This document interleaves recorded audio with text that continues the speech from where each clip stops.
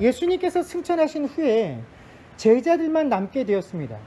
이 제자만 남게 된 그들에게는 예수님께서 참으로 많은 일들을 맡기시고 가셨습니다.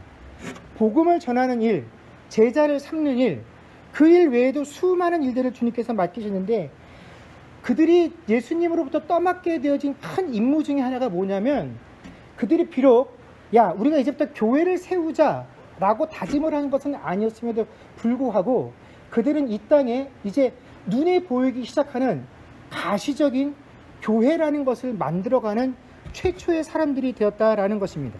그래서 이제 그들이 공동체를 형성하고 만들어 나가는 그 모든 것 하나하나가 처음으로 교회가 행한 일, 교회가 최초로 행한 일이라는 타이틀을 받을 수 있기 때문에 그들이 결정하고 그들이 행하는 모든 일들은 세상의 교회의 첫 모습이 되어지기 때문에 굉장히 중요하다라는 것입니다. 여러분, 그렇다면 마땅히 이러한 초대교회가 성경을 토대로 해서 우리에게 세우고 보여주었던 이 교회다움의 모습들이 마땅히 지금 그 초대교회의 전통들을 이어받았다라고 하는 이 지구상에 존재하는 모든 교회들이 다 그런 초대교회의 모습들을 가지고 있어야 할 것이나, 안타깝게도 우리가 살고 있는 이 시대의 많은 교회들은 그러한 초대교회의 모습들을 많이 잃어가고 있다라는 것입니다. 물론 사도들이 활동을 했던 그 시대의 교회를 세워갔던 모습들과 지금 우리가 살고 있는 이 시대는 여러 가지 우리를 둘러싸는 환경과 조건 면에서 다르기 때문에 교회의 모습도 성격도 조금은 다를 수밖에 없지 않나 생각할 수 있으나, 여러분, 그렇지 않다라는 것이죠. 왜냐하면 교회를 세우는 원리와 교회를 세우는 기반은 오직 예수 그리스도께서 핏값으로 세우셨다라고 하는 그 우리들의 고백 위에 세워진 것이기 때문에 교회는 시대와 문화와 인종을 초월해서 항상 동일한 모습을 띠고 있어야 한다는 것입니다. 주께서 우리에게 가르치시고 또 갖춰야 된다라고 하셨던 그 모습들을 결코 잊어서는 안 된다라는 것입니다. 그러면 초대교회가 가지고 있었던 특징은 뭐냐? 우선 초대교회 교회들은 특정한 지역에 특정한 교회를 지칭하는 것이 아니라 모든 지역의 교회를 일컫는 말이었다라는 것입니다. 즉, 우리가 사도 바울이 서신서를 썼던 무슨 에베소니, 고린도니 하는 것은 고린도 교회라는 교회 타이틀을 가지고 있는 건물로서의 교회가 아니라 뭡니까? 그렇죠. 에베소 전체, 고린도 전체, 모든 교회에게 동일하게 적용되어지는 말씀들이었다라는 것입니다. 근데 지금은 어떻습니까? 교회는 다 같은 교회가 아닙니다. 사람들의 머릿속에 교회 그러면 대표되어지는 교회들이 정해져 있다라는 것입니다. 그래서 그 교회가 옳고 바른 것처럼 사람들 뇌리속에 각인이 되어 있다라는 것이죠. 또 신약에 있는 대부분의 교회들이 어떤 사도에 의해서 세움을 받습니까? 우리가 알기로는 바울 사도에 의해서 많은 교회들이 세워지게 되었으나 바울은 한 번도 그 교회를 내가 세운 교회다라고 주장한 적이 없었다라는 것입니다. 심지어 그 세움을 받은 교회 성도들이 바울에게 네가 세운 교회 아니냐, 네가 와서 우리를 좀 잘 치리해 줘야지 라고 요구했을 때도 무슨 소리냐, 나를 통해서 누가 세우셨다고요? 하나님께서 세우셨지 내가 그 교회를 세운 것이 아니다라고 말을 했음에도 불구하고 오늘날은 교회를 누가 세웠다고 합니까? 목사들이 세웠다라고 합니다. 교회에 창립 멤버들이 있다라고 합니다. 그래서 교회를 사람들의 손을 타는 곳으로 만들어버리고 있다라는 것이죠. 여러분, 초대교회의 가장 큰 특징은 어떤 제도나 환경의 문제가 아닙니다. 초대교회의 가장 큰 특징은 오직 예수님을 교회의 머리로 삼고 그 교회에 속한 모든 성도들이 교회의 한 몸을 이루는 지체로서 누구 한 사나 더 높거나 낮거나 앞서거나 뒤서거나 더 중요하거나 덜 중요하거나 하는 그런 차이가 없이 오직 예수만 바라보고 했었다라는 것이 교회의 가장 큰 특징이었다라는 것입니다. 이러한 특징을 보면 오늘 본문 13절 14절에도 잘 알 수가 있습니다. 제가 읽겠습니다. 들어가 그들이 유하는 다락방으로 올라가니 베드로, 요한, 야고보, 안드레와 빌립, 도마와 바돌로메, 마테와 알페오의 아들 야고보, 셀로딘 시몬, 야고보의 아들 유다가 다 거기 있어. 여자들과 예수의 어머니 마리아와 예수의 아우들과 더불어 마음을 같이하여 오로지 기도에 힘쓰더라 라고 되어 있습니다. 여러분, 예수님께서 승천하신 후에 이 제자들이 예루살렘으로 돌아와서 그들이 평상시 자주 모였던 그 다락방에 모이게 됩니다. 그곳에 모인 숫자들이 한 120명이 되었는데 그 120명의 이름을 다 기록하진 않았습니다만 그곳에 모인 사람들의 어떠한 사람들이 모였는가를 쭉 기록을 해 놓았는데 가장 앞서서 등장하는 사람들이 누굽니까? 우리가 11사다라고 부르는 그 11명의 이름이 등장하고 그 다음에 등장하는 사람들의 이름이 뭡니까? 여자들입니다. 그 다음에 누굽니까? 예수의 어머니 그리고 예수의 아우들, 이렇게 이 순서대로 기록이 되어 있다라는 것입니다. 여러분, 예수님의 가족과 예수님의 제자들 중에 예수님이 죽고 나서 누가 더 예수님에 대해서 권리를 주장할 수 있겠습니까? 당연히 가족이 더 권리를 주장할 수 있겠죠. 그러나 성경은 이게 예수님의 가족이야, 예수님의 혈연이야, 이런 것들을 중심으로 해서 기록되어진 것이 아니라 철저하게 하나님께서 행하실 그 사역을 중심으로 해서 그 사역의 최전방에 있는 사람들을 기록해 놓고 그 다음에 사람들을 기록할 때는 그 당시로서는 아무런 가치가 없다고 여겨졌던 누구가 기록이 됩니까? 여자들, 그리고 나서 예수의 어머니, 그리고 예수의 아우들이다라고 기록이 되어 있다는 것입니다. 여러분, 예수님의 제자들 중에 그 11명의 사도 중에는 예수님의 사촌들, 형제들도 있었죠. 그러나 그것 역시도 이 이름을 순서를 나열하는 데 있어서 고려하는 대상이 아니었다라는 것입니다.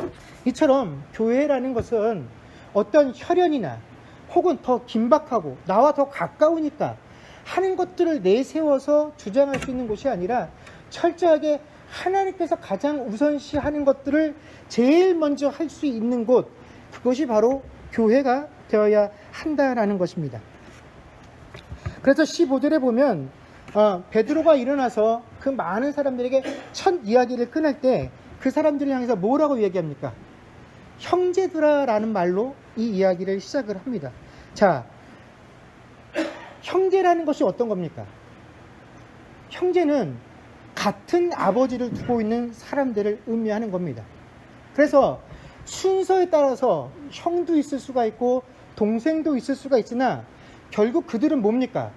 아버지의 유업을 같이 물려받게 될 그런 피부치와 같은 존재들이다라는 것이 형제들이다라는 이 관계 속에 포함되어져 있는 것이죠. 바로 베드로가 그곳에 모였던 이 120명의 사람들을 어떻게 보고 있었느냐 하는 것입니다. 그 당시에 사회적으로는 인정받지 못하고 있었던 여자들, 혹은 자기들과 똑같은 11명의 사도, 또 그들보다는 좀 덜 중요한 일반 제자들, 이런 것들이 구분이 없이 너하고 나는 한 가지로 연결되어진 게 뭐냐면 너와 나는 아버지의 뜻으로 하나가 되어진 형제들이다라는 사실이었습니다. 여러분, 우리는 흔히 성경에도 나와 있지 않지만 어느덧 자연스럽게 이 베드로를 예수님의 무슨 제자라고 부릅니까? 수석 제자라고 부르죠. 누가 붙였는지는 모르지만 우리는 안목간에 이 베드로를 수석 제자라고 부르고 그렇게 생각들을 합니다. 그러나 정작 베드로는 그러한 특권 의식이나 그들과 나를 구분하려는 의식이 전혀 없었다라는 것이죠. 여러분, 요즘 어지간한 교회에 가보면 목사들도 한 명 이상이 꼭 계시고 장로님들도 한 분 이상이 계십니다.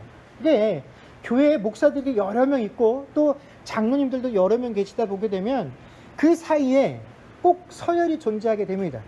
그래서 부목사들 중에도 뭐가 있는지 아십니까?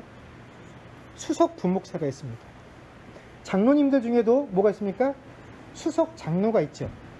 이게 참 희한해서 이렇게 여러 명이 모이게 되면 꼭 그 안에 서열을 만들어서 그 서열이 마치 그 사람의 능력이고 파워인 것처럼 그게 교회 안에서 뭔가 행세를 할 수 있는 것인 것처럼 우리 인간들이 자꾸 착각을 하고 그런 이름을 붙이기를 굉장히 좋아한다라는 것입니다. 그런데 베드로가 지금 살아서 이런 사실을 안다고 한다면 여러분 얼마나 땅을 치며 후회하겠습니까?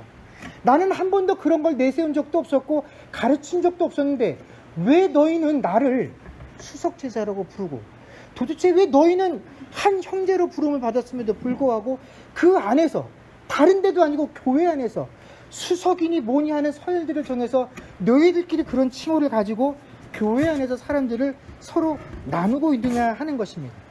여러분, 초대교회는 우리가 분명히 우리들보다 더 능력이 뛰어나고 분명히 우리보다 예수님에 대해서 더 잘 알고 있다고 자부하는 그런 사도들에 의해서 시작이 되었음에도 불구하고 정작 그런 사도들은 어떠한 인간적인 특권이나 배려를 요구하지 않고 낮은 곳에서 모두가 형제되기를 섬겼었는데, 그것이 초대교회의 모습이었는데 왜 우리는 사도들도 요구하지 않고 주장하지 않았던 그런 특권들과 그런 의식들을 가지고 오늘날 교회 안에 살고 있는지 모르겠습니다. 여러분, 이 교회가 정말로 교회되어지는 가장 중요한 원칙은 우리가 오직 예수 그리스도 한 분만을 머리로 삼고 우리 모두가 그 안에 하나 되어진 공동체, 그 교회를 이루어나가는 한 몸이라는 사실을 우리가 제대로 인정하고 알고 고백할 수 있을 때에라야 우리는 예수님께서 명령하셨던 그 교회다움을 세워나갈 수 있을 것입니다.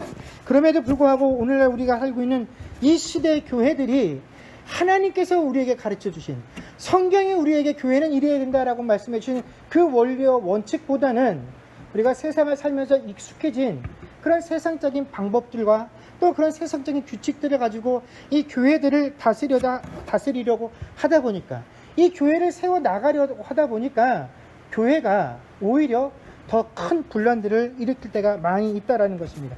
그런 의미에서 오늘 본문 말씀 우리에게 굉장히 중요한 것을 가르쳐주고 있습니다. 왜냐하면 오늘 이 본문의 말씀은 한 가지 사건을 통해서 하나님께서 교회를 어떻게 세워가시는지를 보여주고 계시기 때문에 그렇습니다. 그 중요한 사건이란 뭐냐면 바로 가룟 유다를 대신해서 한 명의 사도를 세우는 사건이죠. 이 사건을 통해서 하나님께서 교회를 세워나가시는데, 이 교회를 세워나가시는 과정 가운데 하나님께서 사용하시는 두 개의 중요한 방법이 있습니다. 그게 뭐겠습니까? 제가 설명하지 않아도 뭐 교회에서 두 가지 방법 그러면 보통 다 답이 나오죠. 뭐겠습니까? 말씀과 기도입니다. 바로 이 말씀과 기도를 통해서 하나님께서 교회를 세워가신다라는 것입니다. 자, 초대교회가 이제 공동체가 모여서 그 사람들이 모여서 첫 번째로 행한 일이 뭐냐면 가룟 유다의 죽음으로 공속이 되어진 사도를 세우는 일이었습니다. 자, 사실은 이제 이 공동체가 예수님이 계실 때와 계시지 않을 때는 완전히 다른 성격의 공동체가 되었죠. 왜냐하면 예수님이 살아계실 때에는 모든 것의 전면에 예수님이 계셨습니다. 말씀을 전하는 이도 예수님이셨고 능력을 행하시는 이도 예수님이셨습니다. 그런데 이제 그 일들을 그 제자들이 받아서 행해야 되죠. 그런데 이 제자들에게는 한 가지 치명적인 약점이 있었습니다. 그게 뭐냐면 바로 가룟 유다가 행한 약점인데, 이 가룟 유다가 행한 약점이 뭡니까? 예수님을 팔아 넘긴 행위입니다. 예수님을 배신한 행위죠. 그런데 이 가룟 유다가 은 30에 예수님을 팔아 넘기는 배신을 했다라고 한다면 사실 나머지 그 11명의 제자도 정도의 차이만 있을 뿐이지 예수님을 배반했다라는 것은 사실 전혀 다를 바가 없다라는 것입니다. 그렇기 때문에 가룟 유다의 얘기가 나오면 나올수록 이 제자들도 사실은 어떻게 됩니까? 부끄럽고 창피하죠. 왜냐하면 그 가룟 유다가 예수님을 팔아넘기고 예수님이 잡히실 때 그 모두가 다 예수님을 버리고 도망갔기 때문에 그렇다라는 것입니다. 우리가 나서서 그런 예수님을 전파한다라고 한다면 세상 사람들이 어떠하겠습니까? 손가락질하고 비웃겠죠. 야, 그 존경하는 예수님 잡히시던 날 밤 너희들이 어떻겠냐? 다 버리고 도망갔지 않냐? 근데 지금 와서 너희가 뻔뻔스럽게 그 예수를 믿으라고 우리에게 전하는 거야, 이제 와서? 그런 말을 들을 수 있다라는 것이죠. 그렇기 때문에 사실 이 일을 행하기에 앞서서 굉장히 그들의 마음속에 부담이 되었을 것이다 라는 것입니다. 그럼에도 불구하고 이 공속에 대한 한 명의 자리를 그들이 채우려고 하죠. 근데 베드로는 이 유다의 사건을 전혀 다른 시각으로 그 120명의 제자들에게 설명해 주고 있다라는 것입니다. 자, 이게 우리가 인간적으로 보면 참 부끄럽고 창피한 일입니다. 그런데 여러분, 이 일은 그렇게 해석할 일이 아닙니다. 이 일은 어떤 일이냐면 성경을 응하시게 하기 위한 일이다라고 베드로가 설명을 하고 있다라는 것이죠. 여러분, 성경을 응하게 한다라는 의미가 뭡니까? 이것은 하나님의 계획이고 하나님의 뜻이고 그 하나님의 뜻과 계획이 그대로 반영되어진 것이 바로 가룟 유다가 은30에 예수님을 팔아 넘긴 일이었다라는 것입니다. 예수님께서 십자가에서 죽으지 아니하시면 이 구원의 사역이 이루어지지 않기 때문에 이 구원의 사역을 이루어 나가려는 하나님의 방법이었고, 이미 이 일이 다윗의 고백 가운데 등장이 되어 있었다라는 것을 베드로가 상기시켜주고 있다라는 것입니다. 우리가 베드로가 이 일을 할 때 베드로는 이 말을 할 자격이 있죠. 왜 그러냐면 예수님께서 십자가에 못 박혀 죽으실 것을 이야기하실 때 베드로가 그때 뭐라고 합니까? 절대로 그런 일이 생기지 않도록 자기가 막겠다라고 했죠. 그때 예수님께서 베드로에게 뭐라고 하십니까? 사단아, 내 뒤로 물러가라. 예수님께서 십자가에 죽으시려고 하는 그 일을 방해하는 게 뭡니까? 사단의 일이다라는 것입니다. 그러니까 가룟 유다의 일을 우리가 인간적인 견지에서 보면 참 부끄럽고 창피한 일이죠. 그러나 이것은 주님께서 예비하신 일이요, 주님의 구원 사역을 이루시려고 하는 하나님의 방편이었기 때문에 우리가 그런 것을 가지고 부끄러워할 일이 아니고, 그 일을 통하여 하나님의 구원 사역은 이루어졌고 이제 우리에게 주어진 일은 그 일을 나가서 전하는 것이다 라는 것을 베드로가 120명에게 설명을 하고 있다라는 것입니다. 그런데 놀라운 것은 베드로가 이 일을 설명함에 있어서 무엇을 가지고 설명을 하냐면 시편의 말씀을 가지고 설명을 하고 있다라는 것입니다. 자, 우리가 이제 주께서 우리에게 맡기신 일들을 가지고 세상에 나가서 행해야 되는데, 우리가 이 일들을 나가서 하자니 참 나쁘고 창피한데 이 일을 우리가 어떻게 극복할 것인가 하고 고민을 하다 보니까 그 고민 끝에 얻은 답이 시편이었다라는 것입니다. 이게 바로 성경이 응하게 하시기 위함이다라는 그 말씀의 참 뜻이죠. 이게 무슨 말이냐면, 여러분, 우리가 목사님들이 그 설교를 하실 때 이 성경 안에 우리가 세상에서 겪는 모든 고난과 어려움에 대한 답들이 들어있다라고 말씀들을 하십니다. 그러나 사실은 내가 겪고 있는 그 어려움을 어떻게 해결할 것인가 아무리 성경책을 뒤져도 거기에 대한 답은 없습니다. 그렇다면 왜 목사님들께서 성경 안에 우리 인생에 답이 있다라고 말씀하시냐 하면, 그것은 우리 인생의 참 고난과 문제가 우리가 겪는 건강의 문제요, 물질의 문제요, 성공의 문제요, 형통한 복에 관한 문제들이 아니라 우리의 영혼에 관한 문제이기 때문에 그 영혼에 관한 문제를 해결한 받고 나면 세상에서 겪고 있는 문제들이 참으로 별것 아니었구나 하는 사실들을 깨닫고 고백하게 되기 때문에 우리가 이 말씀 안에서 인생의 답을 얻을 수 있다라고 하는 것입니다. 그런 의미에서 베드로는 바로 그 의미를 온전하게 깨닫고 있었다라는 것이죠. 야, 이 문제를 내가 어떻게 해결할 것인가? 우리가 이 세상에 나가서 겪게 될 그 모든 문제는 하나님께서 독생자 예수를 이 땅에 보내셔서 십자가에서 우리 죄를 위하여 구속하신 그 사건에 비교하면 우리가 앞으로 만날 고난은 아무것도 아니다라는 사실을 그 묵상을 통해서 깨닫게 되었다라는 것입니다. 내가 도대체 이 만나게 될 그 문제들을 어떻게 해결할 것인가? 인간적인 고민과 인간적인 지혜를 구하는 것이 아니라 그가 하나님 앞에서 이 문제를 놓고 묵상할 때 하나님께서는 그 문제의 답이 아닌 근본적인 문제를 핵심을 깨닫게 하셔서 이 문제가 우리에게 고난이 아니다라는 사실을 스스로 깨닫게 해주셨다라는 것입니다. 그래서 그가 할 수 있었던 말이 성경이 응하게 하시기 위하여 이 일들이 이루어졌다라고 말씀하신 거죠. 바로 이 사실을 깨닫게 되어지는 것, 이것이 바로 교회의 역할이다라는 것입니다.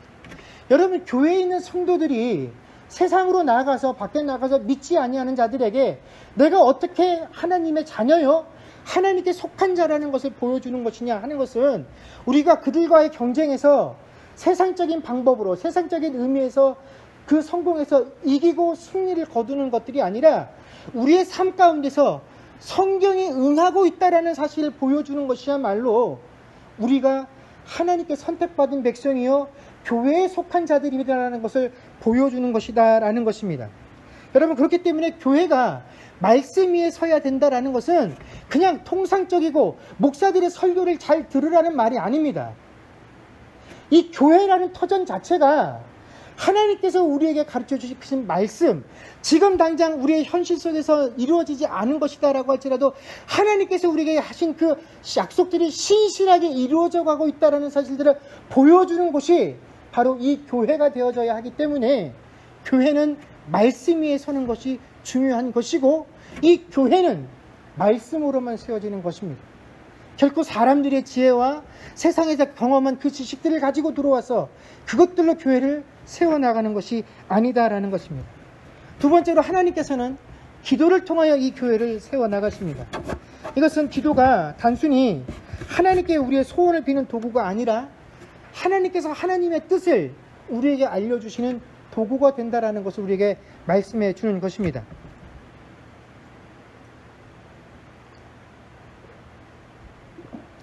여러분, 새로운 사도를 뽑기 위해서 이 120명의 공동체가 사용한 방법이 바로 제비뽑기였습니다.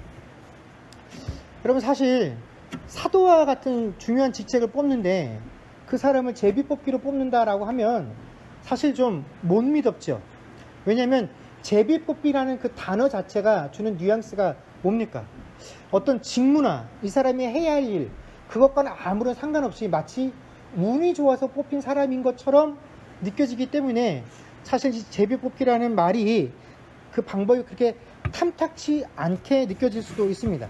그러나 이 제비뽑기라는 것은 그냥 아무 사람이나 불러놓고 뽑는 것이 아니라 그 직무와 여건에 합당한 이 자격과 조건에 들어오는 사람들 중에서 뽑는 방법이기 때문에 그렇게 허무맹랑한 방법은 아니죠. 베드로는 먼저 이 120명의 제자들에게 어떤 사람이 사도가 되어야 되는지 그 후보를 가리기 위해서 두 가지 조건을 제시합니다.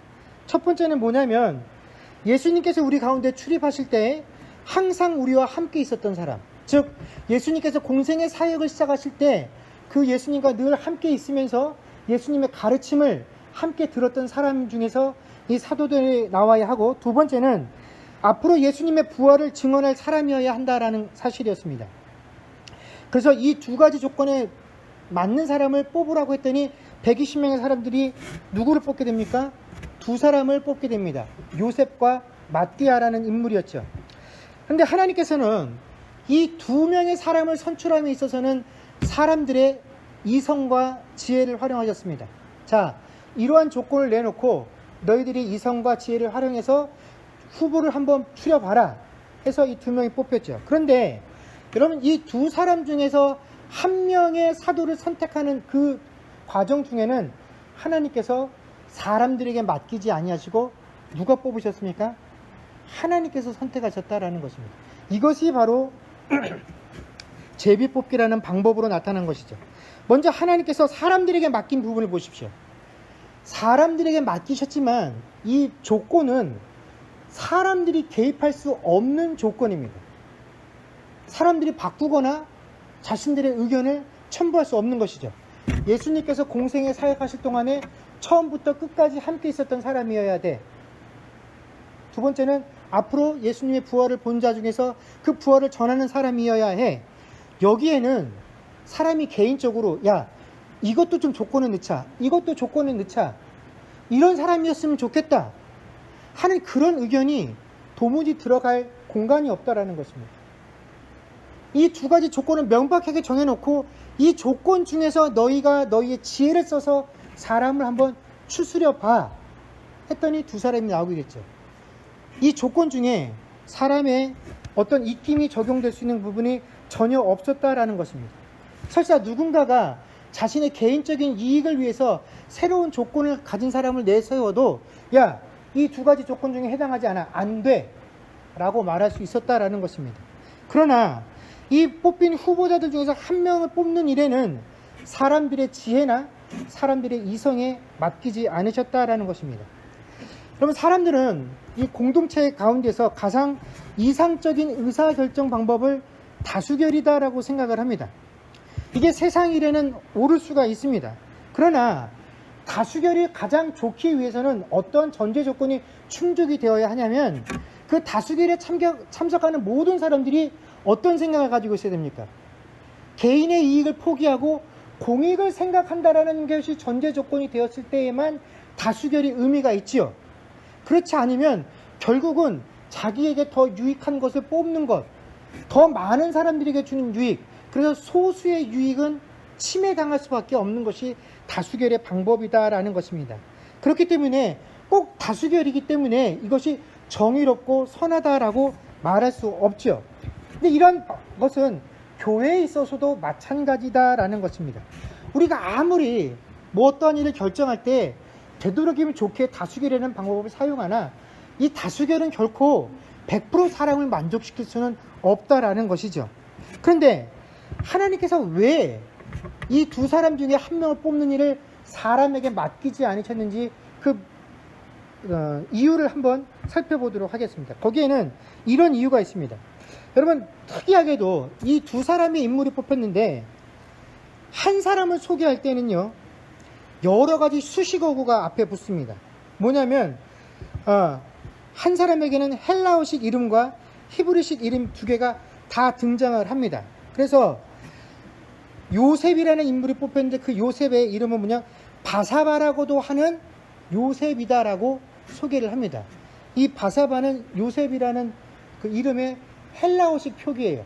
그러니까 이 사람은 헬라어권에서도 영향력이 있는 사람이고 히브리권에서도 영향력이 있는 사람이었다라는 것입니다.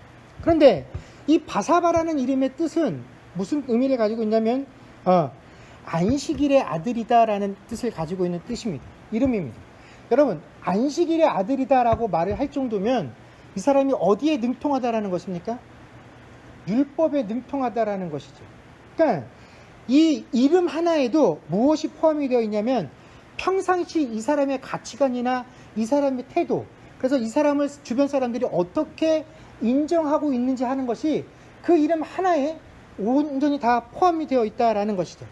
그래서 누구라도 이 사람의 성장 배경을 그 이름 하나에서 알 수가 있다라는 것입니다. 그런데 여러분, 그 요셉과 뽑힌 또 한 명의 사람은 누구였습니까? 마띠아라는 사람입니다. 그런데 마띠아는요, 아무런 설명이 없고 정말 이름만 달랑 등장을 했다라는 것입니다. 뭐냐면 그 이름 앞에 뭘 적어줄 게 없다라는 겁니다. 그러니까 두 사람이 뽑혔는데 한 사람은 인간적으로 너무 치장하게 많은 사람이에요.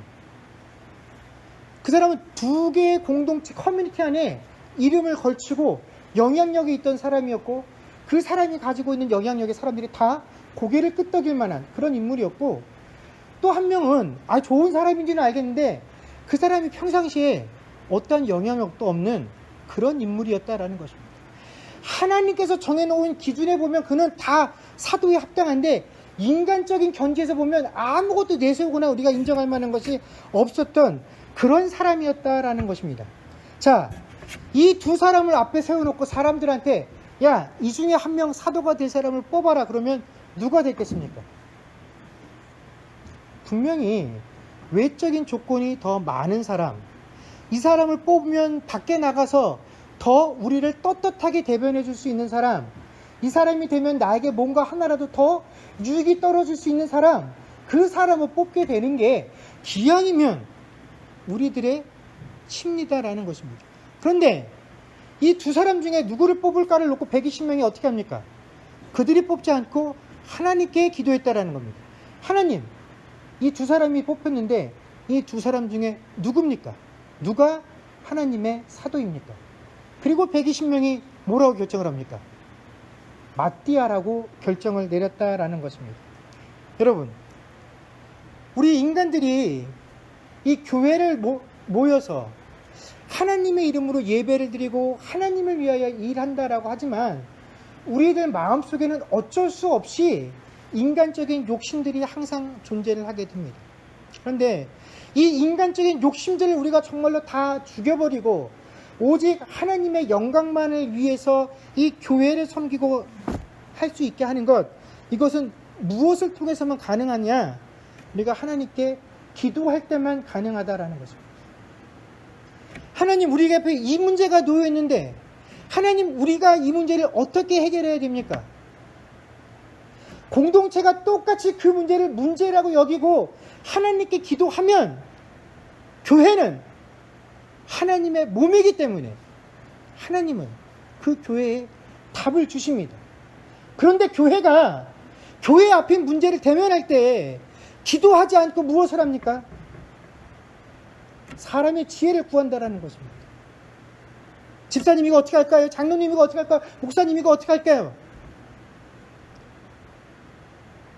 그렇게 해결하는 것이 아닙니다. 하나님께 기도해야 됩니다. 여러분 아무리 작은 문제라고 해도 교회가 그것을 한 마음으로 품고 기도해야 합니다. 그래야 교회가 하나가 되어서 하나님의 뜻을 알고 하나님께서 우리에게 주신 답에 대해서 우리가 모두 순종하고 나아갈 수 있지, 아무리 99%가 하나님께 기도하고 그것을 답으로 얻어도 한 사람이 마음이 하나가 되어지 못해서 기도하지 않으면 여전히 이거는 하나님 뜻 아니야, 나는 이것이 옳지 않다라고 여긴다라고 한다면 여러분 그 교회는 분란이 존재할 수밖에 없다라는 것입니다. 여러분 교회 가운데 분란이 일어나는 경우들을 한번 보십시오. 성경이 명백하게 교회의 지도자들은 어떠해야 되고 교회가 어떤 기준들을 가지고 어떻게 사람들을 치리해야 된다고 가르쳐주며 있음에도 불구하고 사람들이 교회가 화가 나뉘고 분당이 되어져서 서로가 서로에게 손가락질하고 비난질할 때에는 그 성경이 우리에게 가르쳐주는 그 기준들을 따라서 옳고 그름을 가르는 것이 아니라 저 사람이 내 마음에 들기 때문에, 저 사람이 주장하는 내용이 내 마음에 들기 때문에 저 사람이 옳다라고 하는 것이지, 내가 아무리 목사님이 좋고 아무리 이 사람이 좋아도 그 교회가 가르치고 성경이 말해주는 것에 의해서 틀렸습니다, 그렇게 하지 맙시다 라고 말하지 않는다라는 것입니다. 그런데 여러분 그렇게 해서 우리들의 욕심과 우리들의 주장을 내세울 때 어느 교회가 그 문제들을 아름답게 해결해 나갑니까? 여러분 교회가 하나님 앞에 기도하지 아니하면 교회는 모양만 껍데기만 교회지 하나님의 지체로서의 교회가 되어질 수 없다라는 것입니다. 그래서 교회에게 기도는 중요한 것입니다. 그런데 그렇게 분란이 있는 교회들은 그렇게 하나가 되어서 하나님께 기도하지 않으면서도 서로가 자기의 뜻이 옳다라는 것, 이것이 또 기도의 응답이다라고 주장을 한다라는 것입니다. 하나님의 뜻이 서로 자기들에게 있다라고 이야기한다라는 것이죠. 도대체 하나님이 몇 분이시기에 그런 일들이 벌어지겠습니까? 여러분, 교회는 오직 예수 그리스도를 머리로 하나님께서 세우신 기관입니다. 우리는 그 안에 부분으로 세움을 받았으나 결코 우리가 교회를 세우는 것이 아닙니다. 우리는 하나님께 부름을 받아서 그 안에 하나가 되었을 때 나 혼자만 있었을 때는 도저히 성장할 수 없는 나를 하나님께서 성장시키기 위해서 우리로 불러주셔서 교회 안에 하나가 되어지게 해주셨다라는 것입니다. 그리고 우리를 교회로 불러주신 것은 또한 우리의 삶이 세상 가운데 나아갔을 때 바로 우리의 삶이 그 말씀이 응하는 것임을 보여주는 그런 기간과 증거들이 되어져야 한다라는 것이고, 또한 우리는 그러기 위해서 함께 모였을 때 하나님의 뜻과 하나님의 섭리를 갈망하는 기도의 공동체들이 되어야 한다라는 것입니다. 우리 앞에 두 가지 길이 놓였을 때 이 두 가지 중에 어떤 것 하나도 우리 인간적인 관점에서 봤을 때는 부족함이 없다라고 느껴졌을 때라도 하나님, 그래도 이 중에 하나님의 뜻이 무엇입니까? 라고 물을 수 있는 것이 교회여야 한다라는 것입니다. 그리고 하나님께서 우리에게 이것이 하나님의 뜻이다라고 말씀해 주시면 우리는 그 뜻에 아무런 대꾸 없이 순종해 나아가야 할 것입니다. 그럴 때 교회는 비로소 교회로서 세워져 갈 수 있을 것입니다. 여러분, 아무리 세월이 많이 흐르고 또 우리를 둘러싸고 교회를 둘러싸고 있는 환경이 바뀌었다라고 할지라도 여러분, 교회의 모습은, 교회의 본질은 절대로 바뀔 수 없습니다. 왜냐하면 교회의 주인이 예수 그리스도이시고 그분이 주신 원칙이 분명하기 때문에 그렇다라는 것입니다. 여러분, 성도로서 우리가 이 땅에 사는 동안 우리들의 삶이 이 세상에 성경이 응하는 그런 기관으로서의 모습들이 되어지기를 소망하고, 우리가 함께 모였을 때에는 늘 어떠한 상황 속에서도 하나님의 뜻을 구할 수 있는, 기도하는 그런 공동체로 세워질 수 있기를 주의 이름으로 간절히 축원합니다. 기도하겠습니다.